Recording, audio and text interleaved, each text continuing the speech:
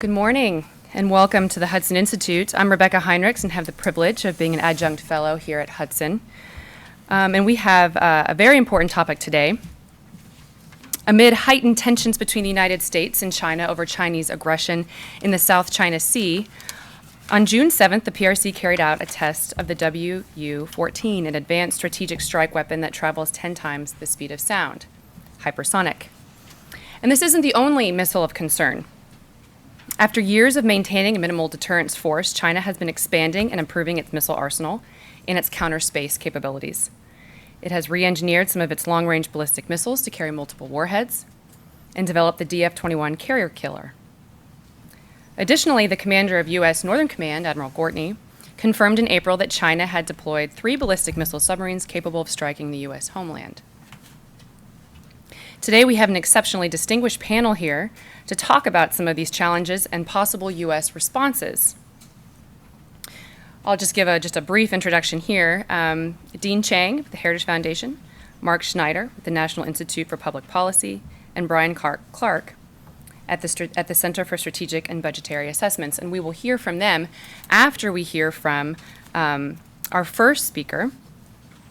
And we do have the privilege of hearing from Trey Obering, who served as the director of the Missile Defense Agency in the Office of the Secretary of Defense.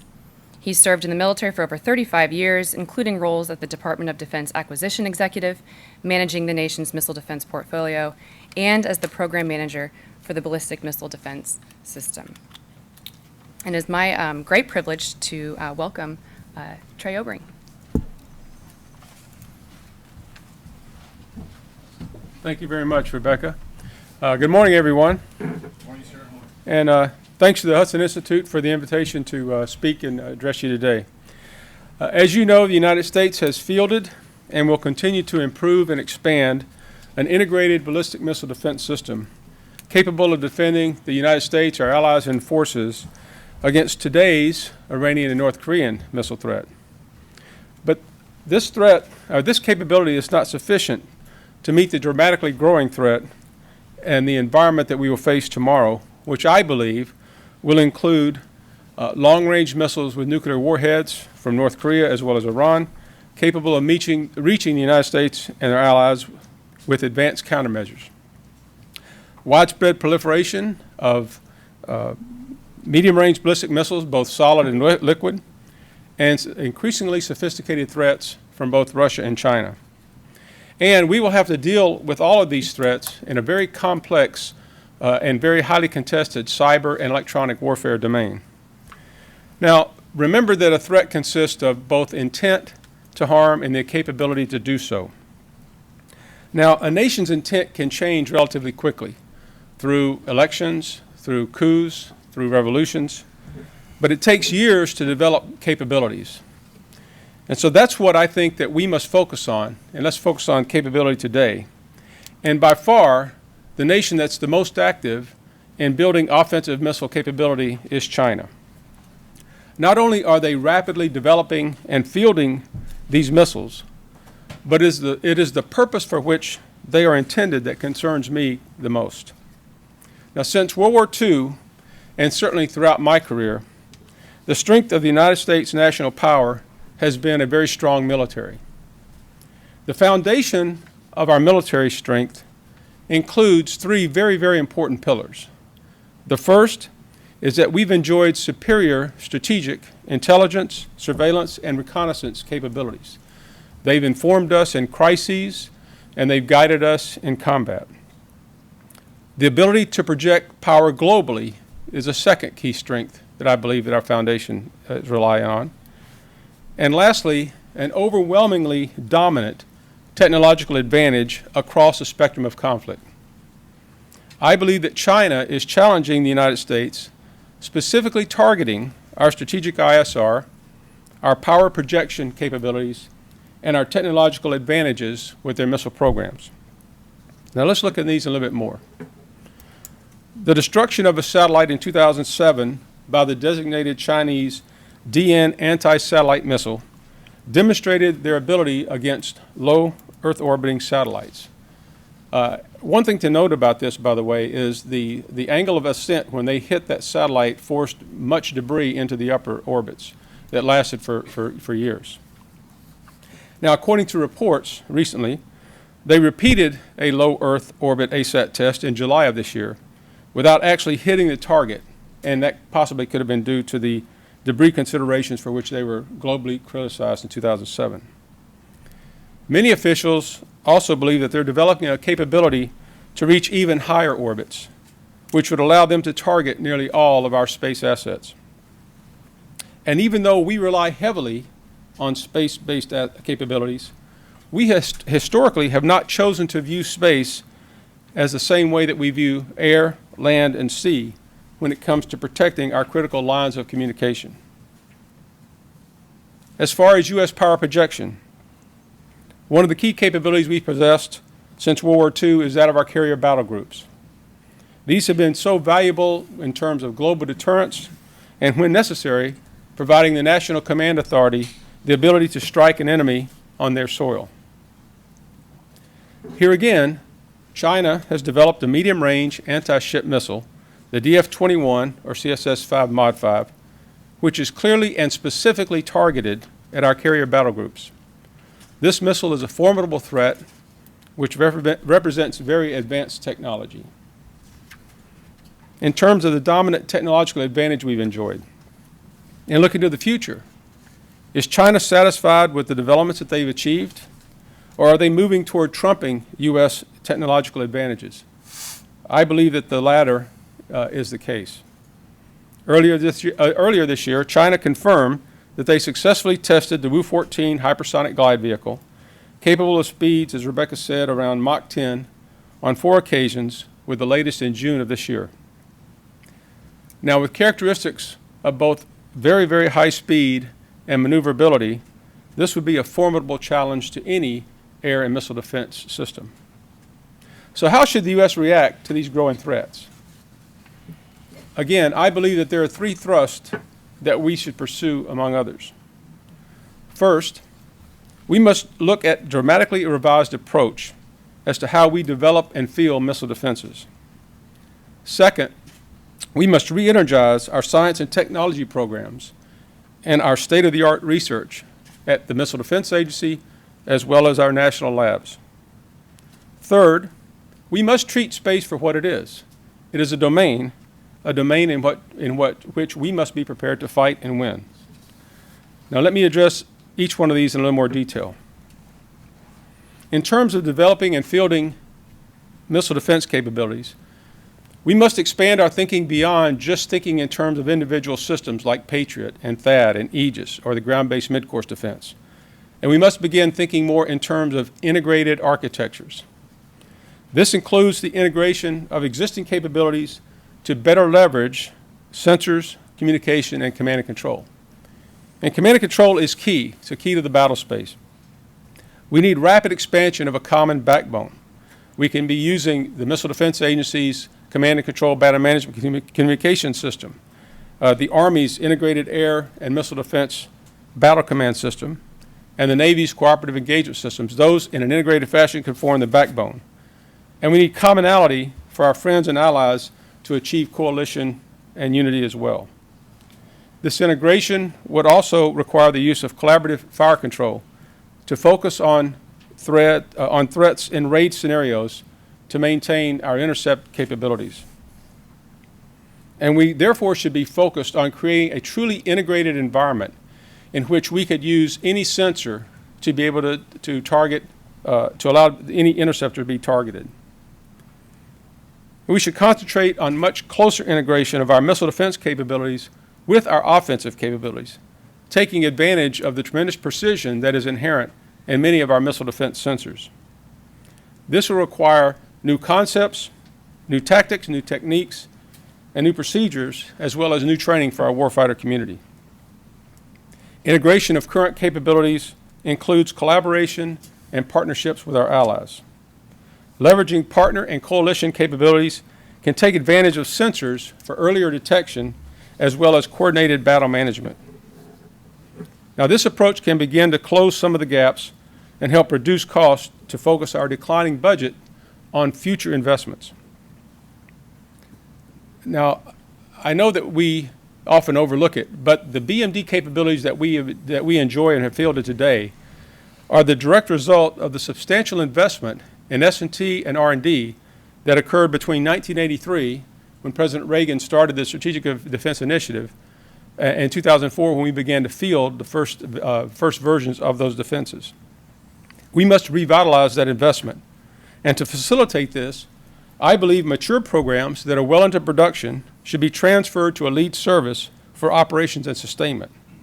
This would free up funding beneath MDA's top-line budget authority. We should dramatically expand our investment in next-generation capabilities like advanced kill vehicles, directed energy weapons, and space-based capabilities. Now, the Missile Defense Agency has started down this path, this investment path, with their multiple object kill vehicle, or MOKV programs, and their support to laser programs such as the diode pulsed alkali laser and the fiber-based lasers. And as I said, the battle space is growing into space. Failure to understand this reality could hurt us. We need new and better capability to take advantage of our deep experience in space and to defeat space threats. We must use all of our national capabilities, including our extensive space assets, and investigate what we can bring to bear from a variety of national technical means and even commercial means. By integrating a space-based layer with our existing considerable terrestrial systems, we can begin to address this growing threat environment. Now, before I conclude, I want to address an issue that has become in vogue recently, entitled Left of Launch Capabilities Against the Advanced Threats.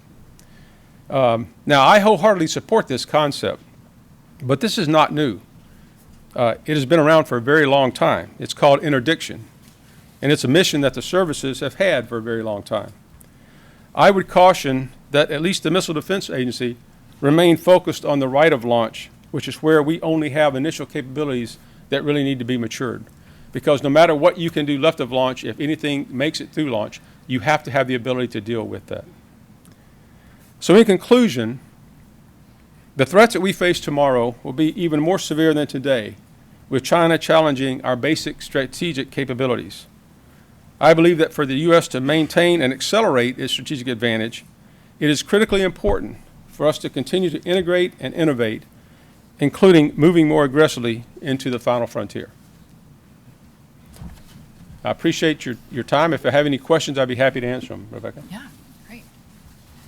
Thank you so much. I think this is a great. I'm going to take a couple of questions, and then I'm going to have a couple of my own if we have time here. So I'm going to be gracious and let you go first. Right, the gentleman here, and then if you could please stand up and just say where you're from, that would be really helpful.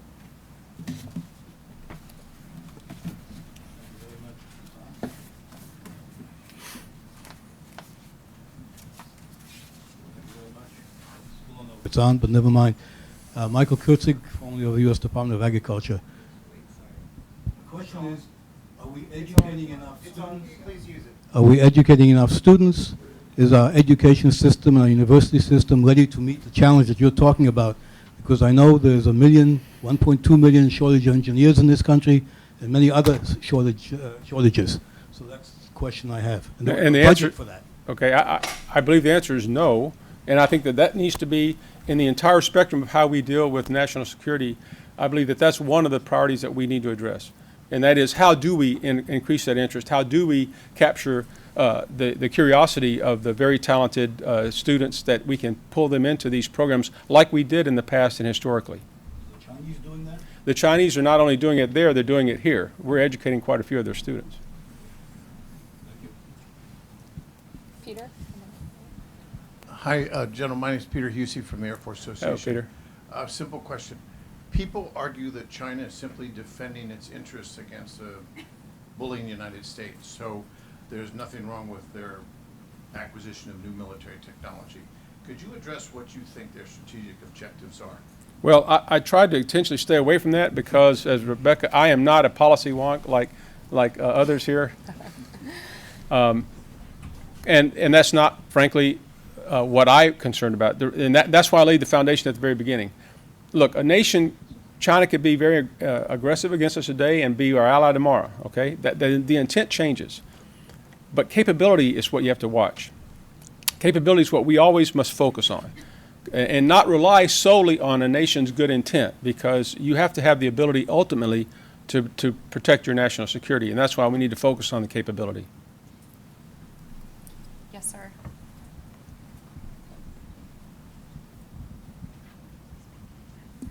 Good morning, sir. Otto Kreisler, Sea Power Magazine. You talked about the DF-21. You know, they've tested the missile itself, but I've never seen any intelligence indication that they've ever tested the integrated system. You know, striking a carrier battle group which is on the move, you know, perhaps 1,000 miles away, is a difficult situation that requires the entire chain. You know, and there's no evidence that they've ever tested the DF-21 entire system. Have you seen anything different than that? Well, first of all, if I did, it would have been classified, and I wouldn't be able to comment on it, frankly. But again, what I was familiar with in uniform was enough that would cause me concern to make sure that we were doing something to be able to counter that. I have a question. Okay? For the past, since the missile defense system as it stands has been deployed, current U.S. policy has been to defend, as you said, against rogue nations. So we designed the system to, especially GMD, the ground-based mid-course defense system, to take care of the threat from North Korea, the threat from Iran. And many people are they're kind of under this misconception that that U.S. policy requires that we do not go beyond developing the system to handle just these rogue and sort of the limited threat. But actually, U.S. law says that we should at least, at a minimum, take care of these sorts of threats. So can you talk about, I mean, there isn't any, the Missile Defense Agency doesn't have any limitations in terms of how advanced or how sophisticated the threats are, the threats that they're able to defend against. Correct? It's going to be a matter of policy, It is a matter of policy, exactly. And the mission, if you look at the mission of the agency, is to defend the United States, allies, forces, and friends against missiles of all ranges in all phases of their flight. So that is what that's what they're tasked to do.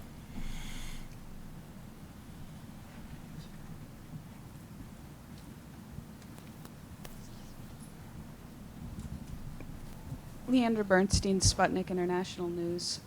Following up on that question, the representatives from the Missile Defense Agency have said that obviously the United States does not have the ability to defend against the Russian missile threat or presumably the Chinese missile threat. So what systems specifically are either in development? You mentioned the multiple object kill vehicle in development.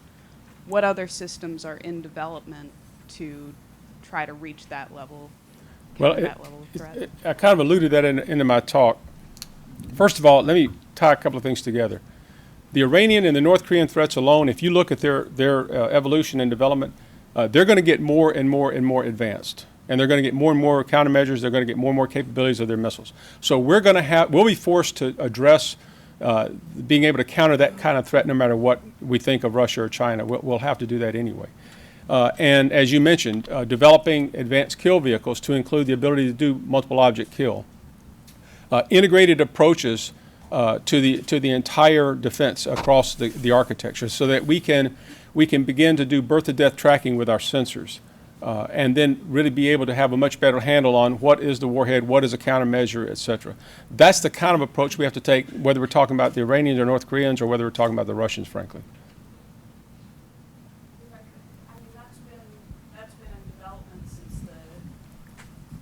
Since the 1980s.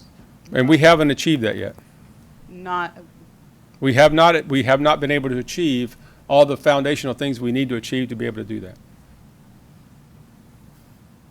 Again, we can do it against the simple threats today, but not against the more advanced threats. We have time for one, maybe two questions here. The gentleman in the front. Thank you. My name is Arnold Zeitlin. I've been teaching in China. You mentioned something about collaborating with allies.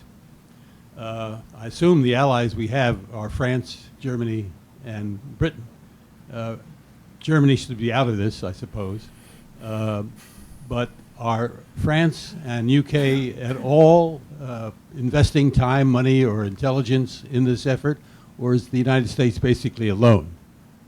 Well, if you're talking about allies, I would not limit it just to Europe.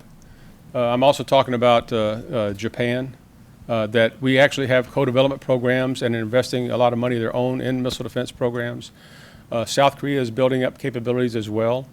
So it's not just the Europeans. And the Europeans are very interested in developing capabilities in terms, they've been modifying their NATO ACT system to be able to integrate with the C2BMC system of the United States. So they're taking steps to do that. Lady, second row. Hi, Allison Hi. Versbrilli. I'm a reporter at National Defense Magazine. You spoke about the space situation a lot and how we're sort of failing in that arena right now. Do you think there's any urgency behind? Do you see anyone kind of realizing that this is a big problem in the government, or do you still think we're? No, I do. I think that the United States has recognized that they are going to have to move aggressively, and they have taken steps in the past to do some foundational work.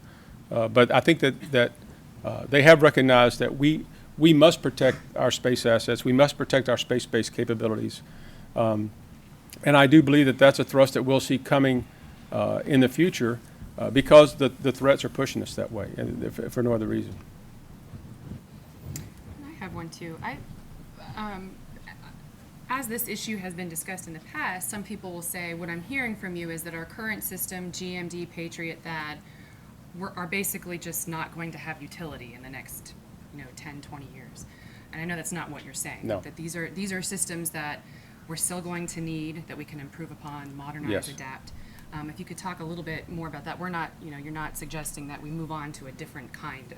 No, what I'm system. talking about, and that's in my statement I mentioned, is better integrating those capabilities, integrating more sensors into those capabilities, improving the individual capabilities of the weapons, but we have to think more in an integrated fashion, integrated architectures.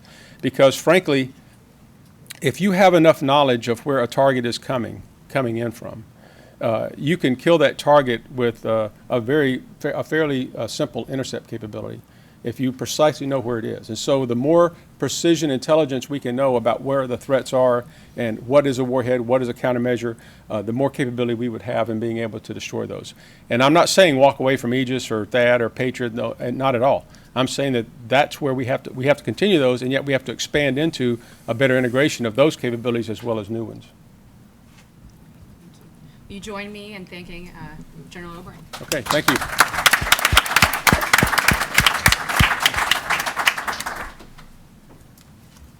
I think that was a terrific way to kick off the distinguished panel that we have now.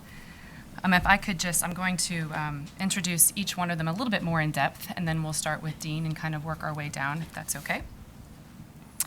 Dean Chang specializes in China's military and foreign policy, in particular its relationship with the rest of Asia and with the United States. He has worked for more than a decade as a senior analyst and currently is a senior research fellow for the Asian Studies Center at the Heritage Foundation. Mark Schneider is a senior analyst with the National Institute for Public Policy. He specializes in missile defense policy, nuclear weapons, deterrence, strategic forces, arms control verification, and compliance issues, and worked for over 2 decades in the Department of Defense. Brian Clark is currently a senior fellow at the Center for Strategic and Budgetary Assessments, had a distinguished 25-year military career in the Navy as a nuclear submariner and senior officer, and these short bios just don't really do the service that these gentlemen deserve, but there's more in-depth bios, I think, in your paper there. So without further ado, Dean, kick us off. Well, good morning, and my thanks to the Hudson Institute for the opportunity to be here this morning, and also my thanks to General Obering for a great introduction, which helps to explain what I'm doing up here, because I'm going to be talking mostly about the evolution of Chinese views on military space. As the General noted, some of the key advantages that the United States has enjoyed over the last several decades has been superior strategic ISR capability and global power projection. And both of those have, in fact, been rooted to a large extent in American space capabilities. We have held the strategic high ground, and more importantly, throughout the last 40 years, certainly in the post-Cold War period of the last 25 years, there has really never been a challenger to the U.S. position in space. Whether it was the Iraqis, the Serbs, the Afghans, no one really had the ability to challenge America's ability to employ space for information collection, information transmission, information exploitation in all of its various forms. The People's Republic of China, the Chinese People's Liberation Army, constitutes a fundamentally different approach and will, in fact, in the event of a crisis, war, conflict, pose a very, very strong challenge in this regard. My comments today are basically going to take a look at some of the more recent Chinese writings on the subject of military space. These are coming not simply from random articles or postings on blogs. We know that that is not exactly the most reliable of sources. The internet's a wonderful place. You can find out all sorts of things, and some of it is sometimes even true. Rather, it's derived from things like the Chinese Defense White Paper, which came out at the end of May this year, the recent Chinese National Security Law, which was fully enacted in July of this year, the Science of Military Strategy, one of the PLA's textbooks published in 2013, new Chinese military teaching materials, which began publishing in 2011, and of course comments by Xi Jinping, the Chinese leader, who, for example, in April 2014 called for a greater integration of air and space capabilities. To begin with, it's important to understand how the Chinese military views future warfare in general. The Chinese characterize this as local wars under informationized conditions. What this means is that information technology plays a role in every aspect of military operations, not just the cool video parts of a bomb going through the second window on the left, but also such mundane things as logistics, personnel records, communications, management of your own forces. Where are they? As well as identifying where adversary forces are. In this context, the Chinese have concluded that future warfare will be characterized by integrated or unified joint operations. So the PLA is expecting to fight a war that will span at least 5 domains: the traditional land, sea, and air, but also outer space and cyberspace. It expects that its forces, the ground forces, the PLA Air Force, the PLA Navy, the 2nd Artillery, as well as its space and cyber capabilities, will be operating as a unified team.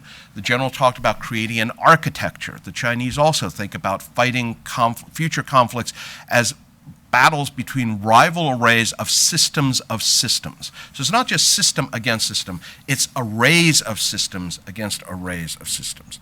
And in this context, the space battlefield is of increasing importance and decisiveness because of how much information is collected from space, how dependent particularly the United States is on space platforms for transmission of information and also on exploitation of space. In this regard, the PLA has laid out an interesting array of basic principles for space operations. In the Chinese hierarchy of military science, it is very important to establish, because war is scientific, it's a good Marxist-Leninist approach. If it is scientific, there are knowable rules. If you adhere to them, it doesn't mean you're guaranteed to win, but it's a way of analyzing. You as a commander, you as a planner should keep certain laws, certain principles in mind, because they will help shape and guide you towards the right answer. Some of the basic principles for space operations that the Chinese seem to believe will be in play are the importance of fully preparing for space conflict.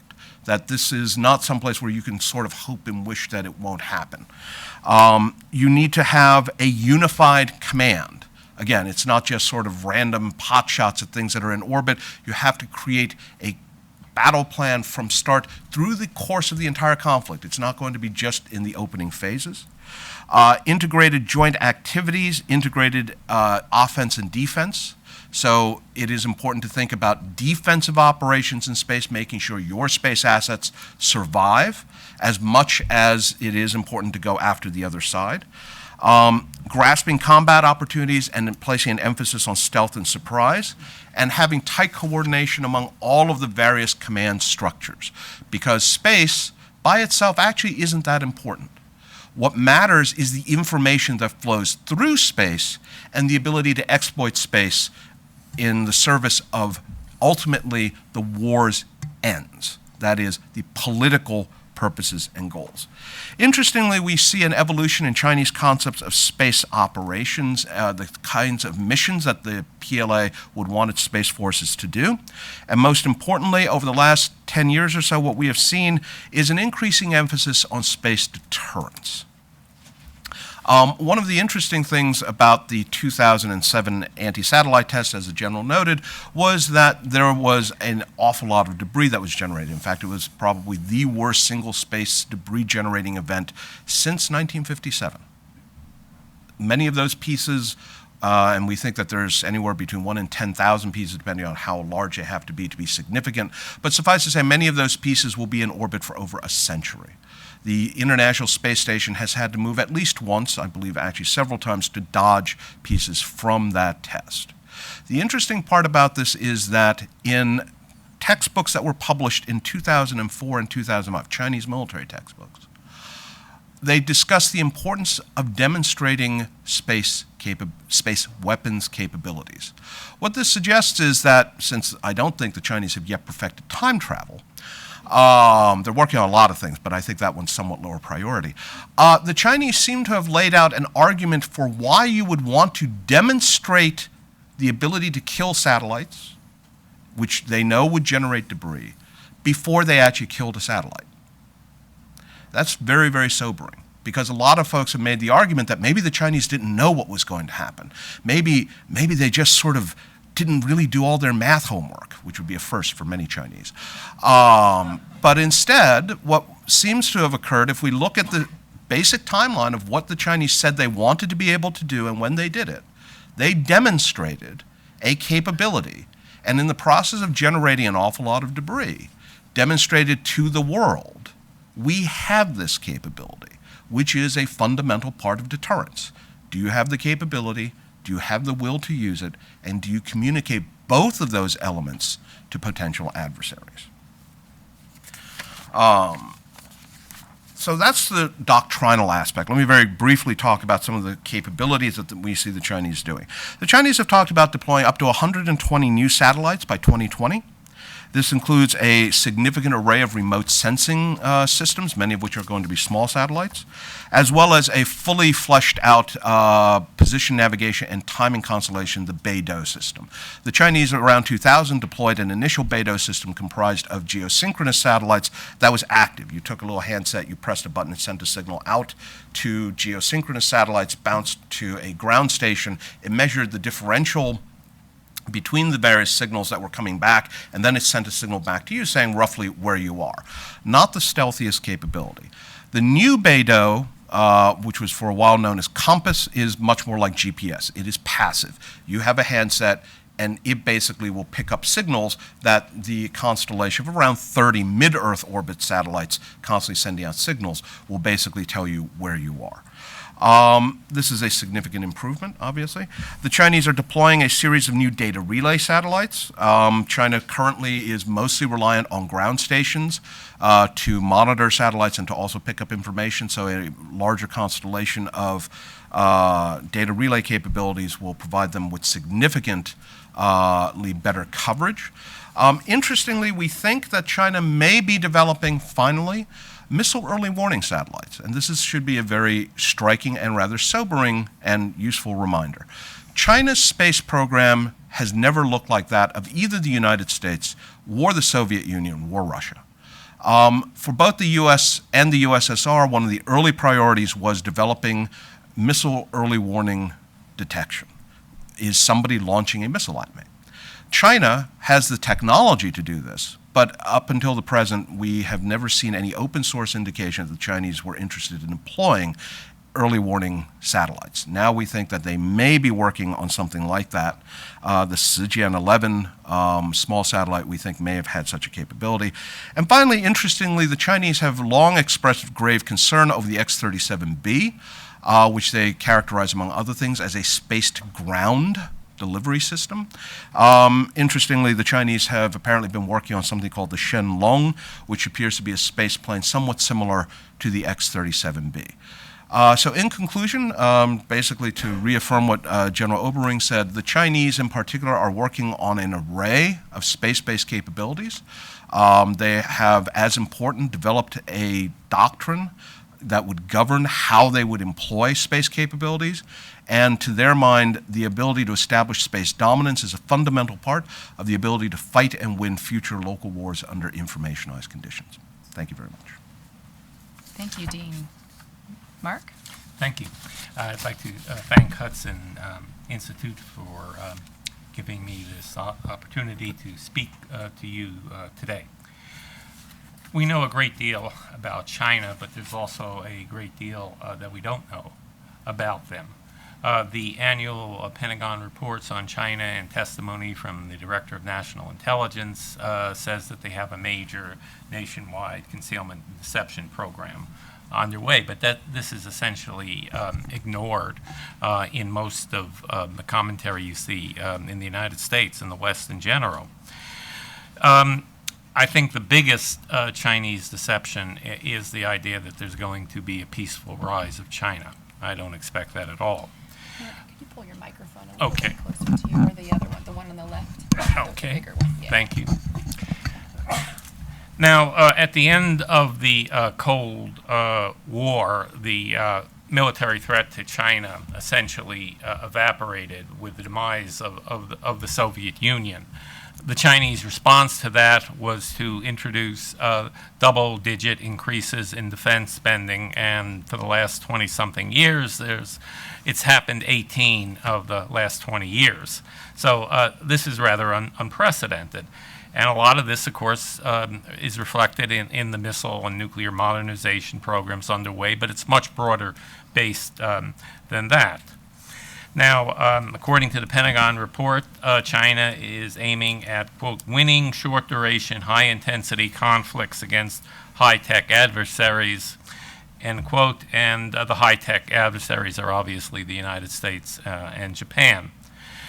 Chinese have a fairly advanced nuclear weapons technology. It's not as advanced as the U.S. or Russia, but they have continued after the Cold War to develop improved nuclear weapons. They did overt high-yield nuclear testing through 1996 and reportedly covert nuclear low-yield testing after 1996.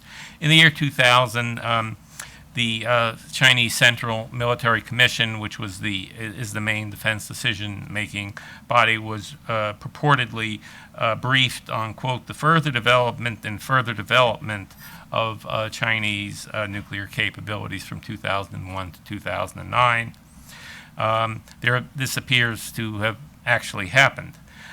In June 2001, the chief engineer, who the Chinese government says developed the neutron bomb, indicated that the July 1996, Chinese nuclear test was, in his words, a great spanning leap in nuclear weapons technology and allowed for the miniaturization of nuclear warheads. And if this is true, of course, it has tremendous relevance to the merging of the Chinese strategic nuclear force. The number of Chinese nuclear weapons that exist today is subject to major dispute. Numbers go anywhere from a few hundred up to a few thousand. The biggest area of dispute is how many theater or tactical nuclear weapons the Chinese have. The long-term merging plans is also subject to some dispute. The Asian press has been consistently reporting for the last really 15 plus years, Chinese plan a major deployment of MIRV capability, a number that has appeared several times since 1998, I believe, is 576 warheads on the Chinese submarine-launched ballistic missile force. The Chinese underground Great Wall, which they describe as 3,000 nautical or 3,000 miles of underground missile tunnels for mobile ICBMs, is simply astounding. It would be absolutely insane to build anything like that unless you plan a massive force of mobile ICBMs, and it has the effect of denying us information on the actual size of any of the Chinese mobile ICBM inventory at any given time. Now, China has a incredible array of ballistic missiles. I mean, you really have to put this in perspective of the U.S. program, which has one ICBM of 1970 vintage and one SLBM of 1990s vintage. Air Force Intelligence, National Air and Space Intelligence Center, in a 2013 report indicated that there were 18 types and variants of Chinese theater missiles, 4 types of ICBMs and 2 types of SLBMs. Numbers from the this year's Pentagon report include over 1,200 short-range ballistic missiles, 200 to 500 medium-range cruise missiles, 75 to 100 medium-range ballistic missiles, 20 intermediate-range ballistic missiles, and 50 to 60 ICBMs. I suspect all these numbers understate actual Chinese capability. Now, the report itself says that China is, quote, developing and testing several new classes and variants of offensive missiles, including hypersonic glide vehicles, and China continues to modernize its nuclear forces by enhancing silo-based intercontinental missiles and adding more survivable mobile delivery systems. Now, China has basically 3 classes of ballistic missiles. There are missiles that are nuclear armed, in other words, exclusively nuclear. There are nuclear capable systems, which are dual capable, have nuclear and conventional warhead options on them, and there are conventional missiles. And China has reportedly achieved both precision and near precision accuracies, or circular error probable in the 10 to 30 meter range for a number of these systems. Now, the new nuclear armed systems that have been produced within the last 10 years include 2 variants of the legacy CSS-4, or what Chinese called the DF-5 ICBM, including a MIRV variant. It includes the rolled mobile DF-31 and DF-31A ICBMs and the JL-2 SLBM, which is carried by a Type 094 submarine, both of which are about to become operational. According to the Pentagon report, 4 of the 8 planned Type 094 submarines are now operational. China also has a number of strategic nuclear missile systems under development. Chinese, this includes the DF-31B, according to Bill Gertz, which he says is the MIRV system. The existence of the large DF-41 ICBM, road mobile ICBM, has been confirmed by the Pentagon, and it's reportedly capable of carrying 10 warheads. Now, Bill Gertz did a very interesting story on it just yesterday, and China Commission says it will be operational this year. Now, the Chinese, according to Asian press reports, have 2 one or 2. It may be the same missile, but the basic report is they're developing a MIRV submarine-launched ballistic missiles, either a variant of the JL-2 or something called the JL-3. And the Chinese are producing the H-6K bomber. It's a derivative of an old Soviet medium bomber, but it's been very seriously updated, and it carries nuclear capable long-range cruise missiles.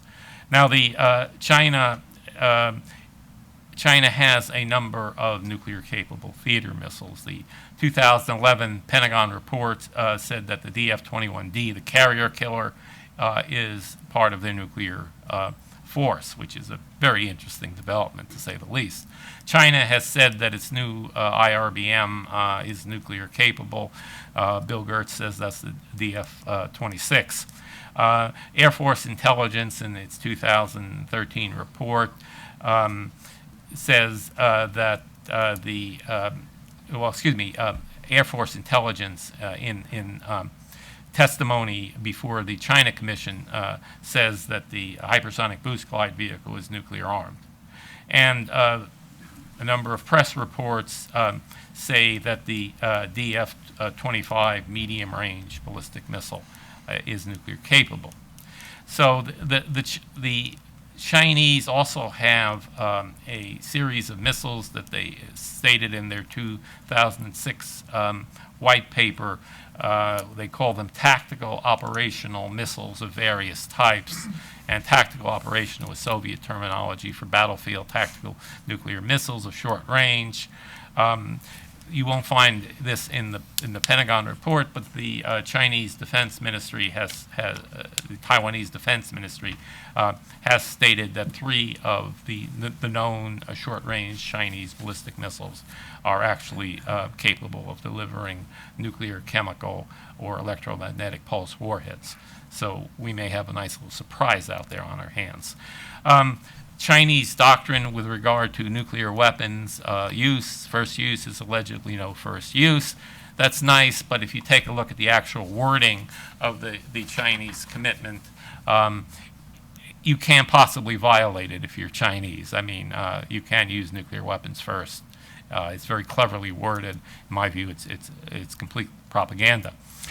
In 2004, the 2nd Artillery, which is the Chinese ICBM force, published a officer training book that's become available in the West.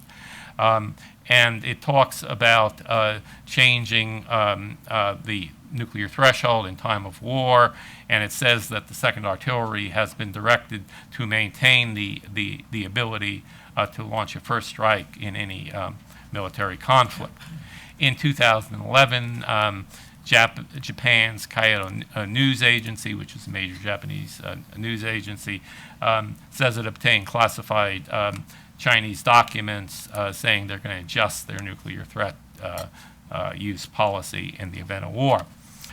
Now, China does not make nuclear threats on the scale of the Russian Federation, excuse me, but it does.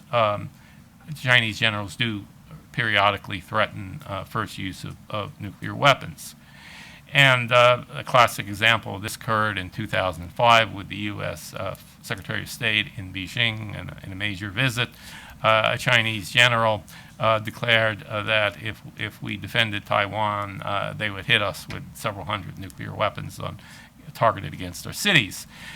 In November 2013, several state-run publications in China ran essentially the same story, which talked about targeting large numbers of American cities with nuclear weapons, illustrating the aim points and the fallout patterns, and claiming that each Chinese submarine could inflict 5 to 12 million casualties on the United States. And in December 2013, a similar story was run in China, in the Chinese media, about the ability of the H-6K bombers to launch nuclear cruise missiles against U.S. bases in South Korea and Japan. Thus, we have a very serious and growing Chinese missile and nuclear threat, as well as a very, very serious conventional strike capability, which is being improved consistently. And this is in the context of what's going on, for example, in the South China Sea right now. This is a very, very serious missile threat. My personal view is it's the greatest long-term threat to U.S. security. Thank you. Thank you, Mark. Brian.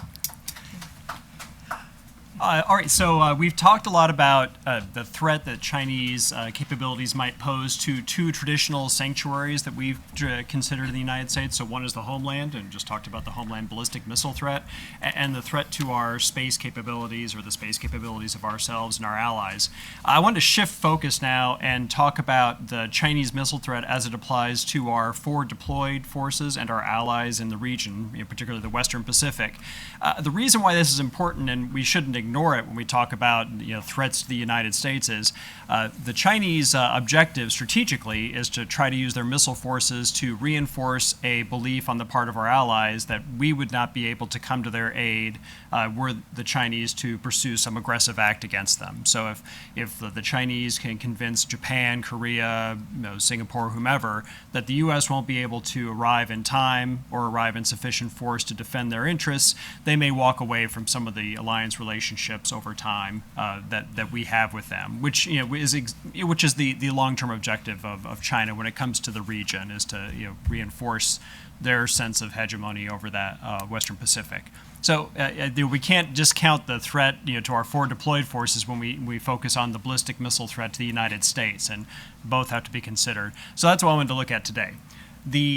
To put it into some sense of scale, what are we talking about here is this chart I built to show on the top here is the defensive capacity of our forward deployed missile defense forces, both on the ground, meaning Patriot batteries, and at sea, meaning our cruisers and destroyers that operate in the Western Pacific. So these are the things that are based out there day to day. And I gave them a pretty generous assumption with regard to how effective they were going to be. And then I loaded them out in a way that's consistent with how they're normally loaded out. So you've got the ability, with all of those assets deployed, to shoot down about 1,700, 1,800 missiles of various combinations. On the bottom, I'm showing the number of missiles that the PLA has available that they could launch all at once. So these are essentially the number of launchers that are available to the PLA on any given day of the week in the Western Pacific. With all kinds of missiles. So it runs the gamut from surface-to-surface cruise missiles all the way up to ballistic missiles. And so just to get a sense of the scale, I mean, obviously the specifics would be very different when you look at particular defensive systems against particular threat weapons, but to get a general sense of it, this gives you a way of comparing them. And if you look today, they've got about 1,500 missiles that could be launched all at once, if they chose to do so. And then, which is a little bit less than the capacity we have to defend. So we're maybe not in a bad situation today. But that changes over time, as one might expect, as they build up their missile forces.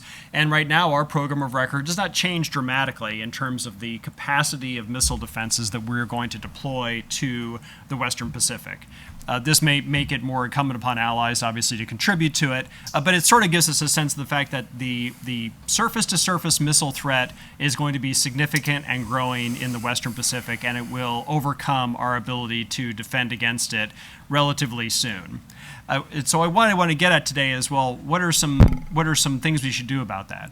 But one other element that we need to consider is the fact that missiles are only one component of the Chinese air threat. And if you look at the Chinese strategy, their strategy is to use missiles, both ballistic and cruise missiles from long range, in an attempt to paralyze U.S. bases and ships, places from which we would project power, and then to follow up with airstrikes to annihilate. So it's a paralyze and annihilate strategy. Let me build that out. All right, so what this shows is the comparison of Chinese missile forces to Chinese overall strike capacity in the Western Pacific.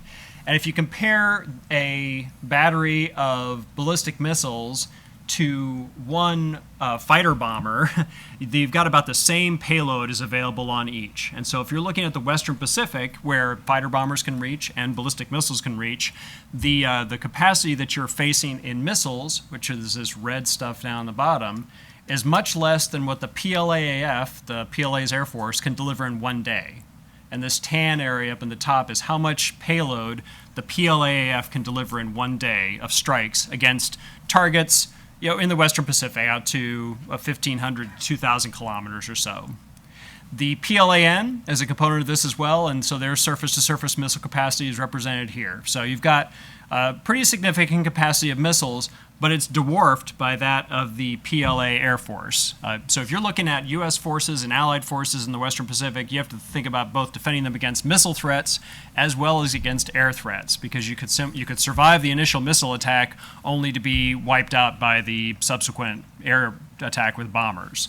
So you got to have both. You got to be able to defend against aircraft and missiles. But our current defensive strategy for how we do air defense doesn't distinguish between the two. So today, when an airplane or a missile comes at a U.S. base or U.S. forces, we treat them all relatively equally, and we try to shoot them all down using the defensive systems at hand as far away as possible. Well, we could end up in that situation using all of our best long-range missile defenses against relatively cheap and numerous missiles that the Chinese could develop. So if they're smart, they would send a bunch of cheap ballistic missiles or cheap cruise missiles over first, use up our defensive capacity of long-range systems against those, and then follow it up with waves of more expensive and more capable weapons that would take advantage of the fact that we have a window in our defenses that's been opened up by their initial attacks. So we have to think about a way of defending against both the aircraft and the missiles, and do it in a way that's more efficient and maybe better allocates defensive weapons against offensive threats. So one thing we can do there is, when we're thinking about the Navy, what should the Navy be doing, is separate our defenses against platforms that would launch missiles from the missiles that they launch. So a strategy of separating archers and arrows. And if you think about the effectiveness of attacking the archer, it's going to be much more than attacking the arrow. If I shoot a PLA aircraft with a SM-6 missile or a ship with an anti-ship missile, I'm going to get rid of all the missiles that this guy also has with him and his capacity to go back and get more missiles. So the follow-on effect in terms of missile defense is very significant if I can take out the platform rather than waiting for the missiles to be launched and taking them out. But I have to be deliberate in how do I target them and do that separately from my defense against missiles. Because otherwise, he'll send the missiles in first, we'll defend against those at this kind of range, use up all of our long-range defensive assets, and then be left with nothing to defend, to attack the target afterward. So we got to husband our long-range systems to be able to use those against platforms, as opposed to using those against the missiles. So we got to go towards a long-range system being used against platforms. This also kind of shows the ranges of the various systems that are involved here. The U.S., when it comes to shooting down platforms, enemy ships, airplanes, missile launchers, we're at a distinct disadvantage in most situations. Our anti-ship missiles are half or less the range of the competing anti-ship missile that the Chinese have developed. Our air defense weapons, until the introduction of the SM-6, are about half the range of the anti-ship cruise missiles that the airplane could launch at us. So we're faced with a situation today where I've essentially got to wait for the weapon, because I can't shoot down the platform before it arrives at its weapons launch point. So I need longer range weapons so I can attack these platforms before they can launch, but I also need to husband those weapons to ensure I don't waste them on missiles instead of platforms. And then when it comes to defeating missiles, I need to shift to a concept of doing that at much shorter ranges than we do today. Today, a ship or a land base will tend to try and use the longest range system possible, a PAC-2 or a THAAD on the shore, or a SM-6 or SM-2 on a ship, to defeat an incoming missile. Well, those are the most expensive, largest weapons that I have for defense, and so I'm going to use those preferentially against the incoming weapons, which I have no idea how expensive they are. It could be a cheap, $600,000 cruise missile, or it could be a multi-million-dollar cruise missile. We don't know necessarily when we're attacking it. So we could end up in a very poor cost-exchange ratio, where, for example, I'd be using an SM-6, which costs almost $4 million, to defeat a BrahMos cruise missile, which costs less than $2 million. I can't do that very long before I start to spend myself out of being able to do missile defense. So shifting to a shorter range air defense umbrella, so shifting from 100 miles or more, like it is today, down to about 30 miles or so would allow me to use a lot of different weapon systems for defense than I do today. I would be able to use cheaper and smaller interceptor missiles. The Evolved Sea Sparrow missile, PAC-3, is a perfect example of this, shifting to a shorter range scheme where I can use more numerous missiles. The PAC-3, for example, can fit 4 to a launcher that would normally carry 1 PAC-2, but the range is about half, so you end up having to do this defensive scheme much closer. Shifting to a shorter range defensive scheme also enables us to start bringing on some of the systems that General Opering was talking about. You talk about directed energy like high power microwave, lasers, or even electromagnetic railgun, which is an electric weapon. All of those systems only operate at shorter ranges. You know, a laser is a line of sight weapon. I can't shoot a laser over the horizon to reach a missile at 100 miles away. I've got to use it within 10 to 20 miles because the missile will be close to the horizon, and I can't bend the light around the horizon. So the laser, the high power microwave, and electronic warfare all are going to have to operate at shorter ranges. Well, today I would use those systems as a catcher's mitt, for the missiles that made it past all of my kinetic interceptors out here. If we shift our defensive scheme into where those systems can actually contribute instead of an interceptor, then I'm able to increase my defensive capacity by using the laser instead of an interceptor. Whereas today I would use the laser and electronic warfare only as a last resort. And then I would have my self-defense scheme right here, where at 5 miles or less, which is consistent with what we do today. We have a bunch of point defense systems like rolling airframe missile or CWIZ, a gun that shoots lots of depleted uranium rounds. Those are the things that we use at less than 5 miles, just as a point defense against potential threats. But this split between offense being done at longer ranges and defense being done at shorter ranges is essential if we're going to increase the defensive capacity available on our shore bases and on our ships. Because magazine capacity is at a premium, even if you're on shore, and cost is a big deal, so you got to be able to shift to a cheaper, shorter range interceptor if you're going to do this. And then the only way you're going to use these new technologies like lasers is if you shift to doing air defense at much shorter ranges. What that might do on a ship, so just to look at an example of how that plays out in terms of your capacity on the ship, this shows the vertical launch system magazine load out notionally of today's destroyers. So it shows how many missiles of each type are in there and how much defensive capacity you have. So defensive air warfare systems that we have today, like the SM-2 missile, you might have 32 of those. ESSM, you might have 8 cells of those, and there's 4 to a cell, so it's 32 missiles total.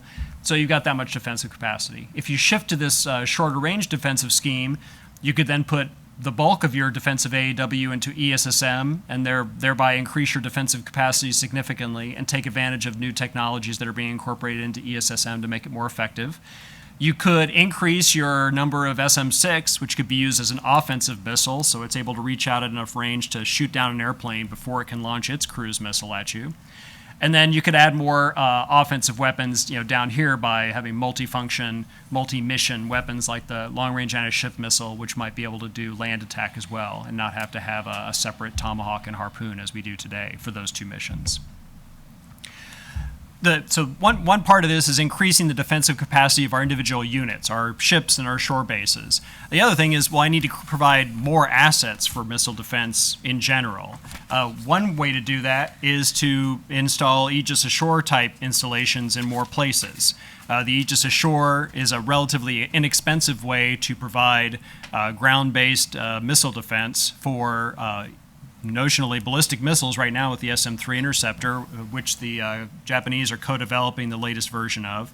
You could also use that vertical launch system ashore to put in smaller missiles, so you could use it to launch ESSMs or SM-2s or SM-6s.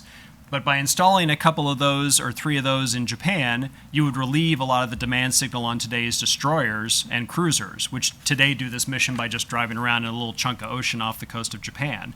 You would free those ships up to be able to do air defense and missile defense more generally, rather than being tied down to a very small location where they can do a limited missile defense mission for the territory of Japan. The other thing we need to do is think about relieving some of the demands that would take our missile defense ships away from their missile defense missions, which gets to the fact that they would, right now, if we got into a conflict, our large surface combatants, our cruisers and destroyers would have to do escort missions for carriers, or not carriers, but for convoys and logistics ships.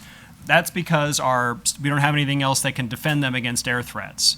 Today, our small surface combatants are not capable of doing air defense. And just to show you what this chart shows, is the blue stuff here is the number of cruisers and destroyers that the Navy plans to have in its shipbuilding plan between now and 2044, the 30-year shipbuilding plan. So that number hovers around 88, which is the requirement, which is this number right here. So that's pretty good. The tan stuff is the Navy's small surface combatants. They're frigates, they're littoral combat ships, they're minesweepers, they're patrol craft in some counting methods, but usually not counted. So frigates and LCS are in here. The requirement for those is up here at the top, which is that line. So you can see today there's a huge gap between the number of them that are available and the number of them that we need, which means that the large surface combatants, the cruisers and destroyers, are going to get pulled in to do those missions, which means they're going to be taken away from their opportunities to do missile defense, air and missile defense, in support of the joint force. That's one problem we need to address. The other problem is the new frigates that are being developed by the Navy are not going to have the air defense capacity to protect other ships, which means any escort missions that have to be done in a time of heightened tension or conflict would have to be done by these ships as well, further taking them away from air defense for the joint force. So we need to think about how do we equip our small surface combatants to go do these escort type missions and these security cooperation missions to take that demand off of our large surface combatants, which are intended to do missile defense type activities. So the overall, I would say, the missile threat that the PLA poses to our forces deployed over in the Western Pacific is significant and empowers this Chinese strategy of essentially Finlandization of Western Pacific allies that they're attempting. If the U.S. doesn't have a robust capability to counter that, it tends to reinforce the notion amongst those in East Asia that we are not going to be there to defend them when the time comes to do so. There's a couple of ways we can go about that. We need to improve the number of missile defenses or the capacity of missile defense within each of our units, and they also need to afford more units to be able to do that missile defense mission. But there's ways to get at that if we're just smart about how we invest. That's it. Thank you so much. I've got a couple of questions once again for the panelists, but I'm happy to field, probably have time for maybe three or four questions if we keep them very brief. And if you could once again stand up and say your name and whom you're affiliated with, that would be very helpful. Over here, to the right. Hi, I'm Major Katie Sullivan. I'm an Air Force fellow. My question's for Mr. Clark. Based on what Mr. Schneider presented for where China is going with their MIRV technology, and your proposal to increase our defense capacity by focusing on short-range defense versus long-range defense, have you done any analysis to show how targeting in terminal phase will be, how will we improve the capacity to target during terminal phase versus boost phase before MIRVs are deployed? Right, so I'm working on actually that study right now, but if you look at the homeland defense kind of mission where you're dealing with the MIRV technology, the idea would be to they're trying to create more targets that we have to shoot down, thus depleting our capacity even further, faster. General Obering was talking about the importance of this end-to-end tracking of the missile. So if we're able to track the incoming missile end-to-end from the time it was launched all the way through the time its MIRVed warheads start to arrive, we can differentiate then between what's the MIRV and what is a decoy, or what's the bus and what's the missile body. Then you could use a shorter range defensive system to defeat the MIRVs while ignoring the things that are not MIRVs. But the advent of MIRV technology makes it incumbent on you to either have a defensive system that attacks the missile before it MIRVs, which is boost phase or maybe mid-course, depending on when it does its, when the bus starts to launch things off, or you have to have this end-to-end radar coverage. There's really only kind of two ways to, get at it, I think.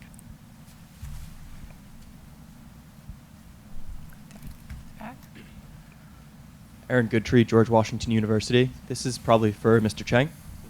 Yeah, okay. What do you think of Japan's militarization efforts? Will they draw an aggressive response from China, arms race of sorts, or will they sort of continue to treat Japan peripherally behind the United States and their interests in the South China Sea? I think that that's something of a false dichotomy. I think that to begin with, the Chinese have, since basically 1945, if not before, viewed Japan with great skepticism. That's a very polite way of saying they are very deeply suspicious, feel threatened by anything the Japanese do, and really don't particularly like the people of Japan. When you have massive rioting because a Japanese soccer team in Manchuria has the impolitic habit of winning, and you have to evacuate the soccer team back to Japan so that they don't get beaten up, that is a form of mild skepticism of the local Chinese towards Japan. In that context, anything the Japanese do is going to rile China. The fact that the Japanese are reassessing their positions regarding things like Article 9 of the Constitution, lifting restrictions on previous interpretations about collective defense, is only going to feed what the Chinese themselves have been stoking, which is a mild skepticism of Japan. I don't think that the Chinese, however, view it as Northeast Asia or Southeast Asia, Japan or the South China Sea. I think that the South China Sea, from the Chinese perspective, is Chinese territory, period. You can gussy it up however you want, but the Chinese are very good at throwing all sorts of reasons out there about why you should agree that it's Chinese territory. Japan is not Chinese territory, and even the Chinese don't make that claim. But Japan is, for good historic reasons, viewed with skepticism. And the fact that the U.S. is allied with Japan only heightens that set of concerns.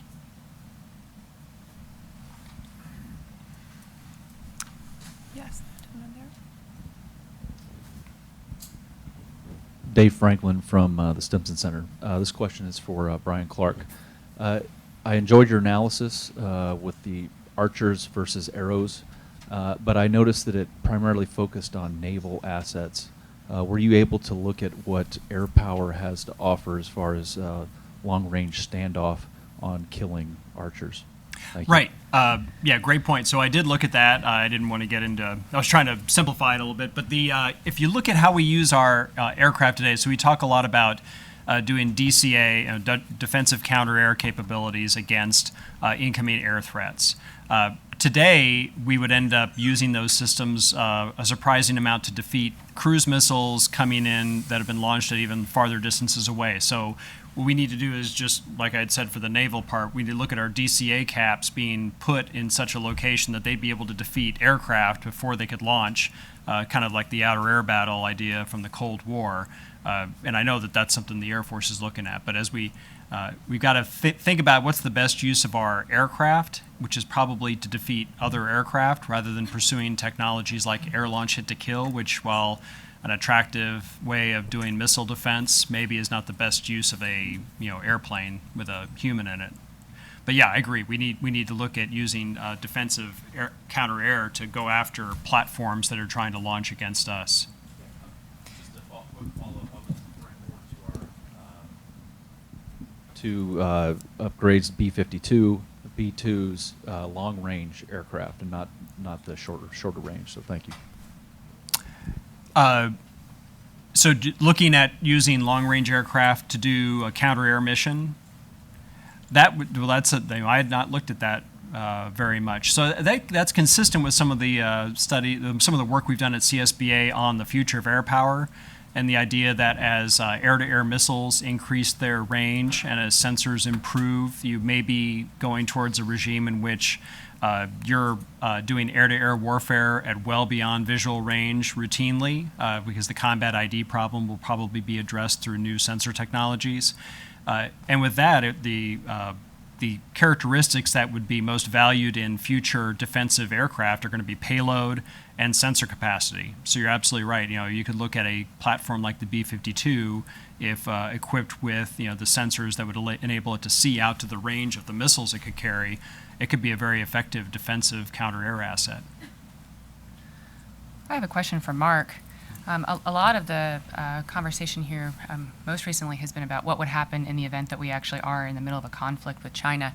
But hopefully, we would hope to deter that conflict to begin with. And you talked a little bit about their policy of no first strike, which has traditionally been China's policy regarding its nuclear weapons, and now it might be changing that policy a little bit. And then you talked about kind of what sorts of missile and nuclear capabilities they may have, but that we're not quite sure about given its tunnel system. How should the United States then think about deterrence as it relates to China? And are we going about it the wrong way?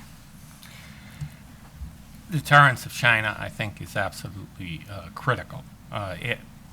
It's not the largest current threat to the United States, but it will, within the foreseeable future, become that, and it has to be deterred.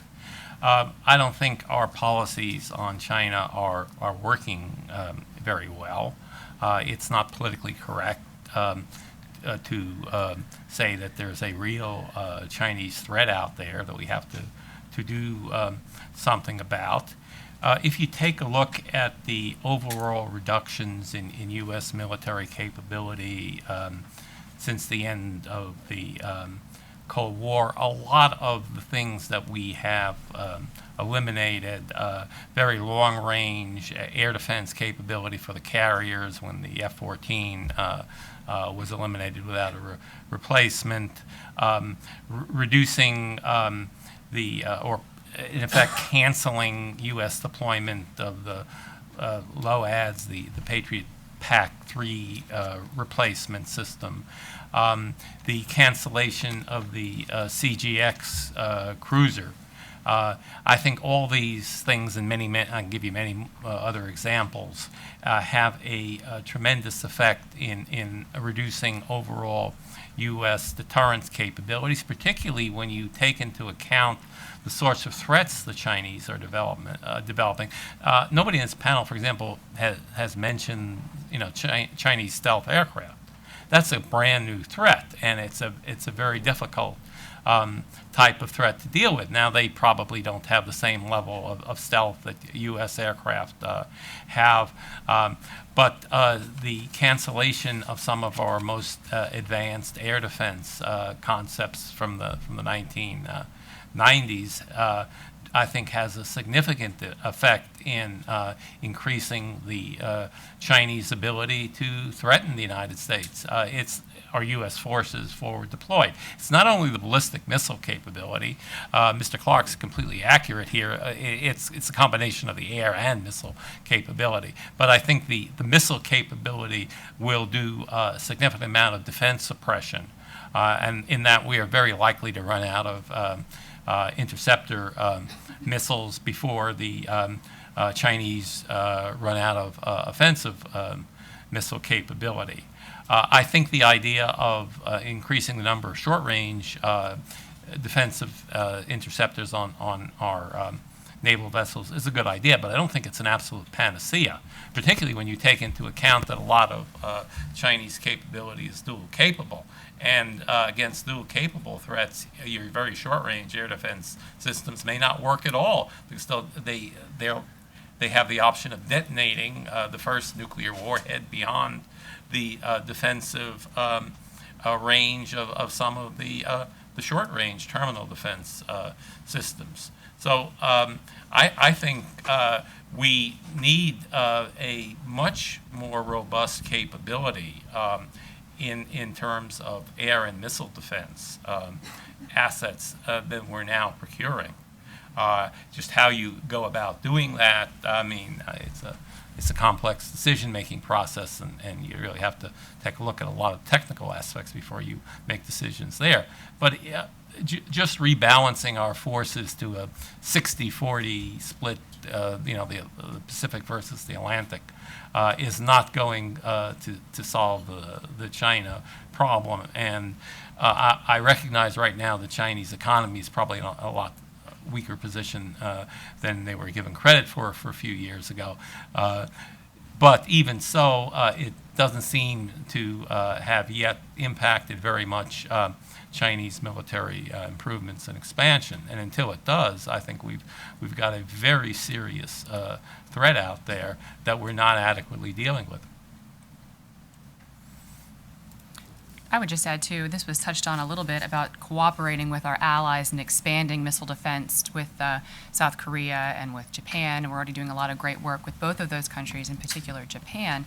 And China has pushed back quite a bit as the United States has tried to deploy radar, deploy the THAAD battery that the United States wants and needs in South Korea.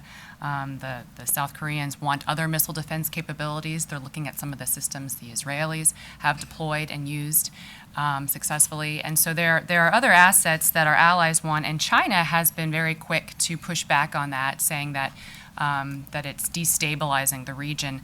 And so always looking for opportunities for the United States to do something different that doesn't cost money.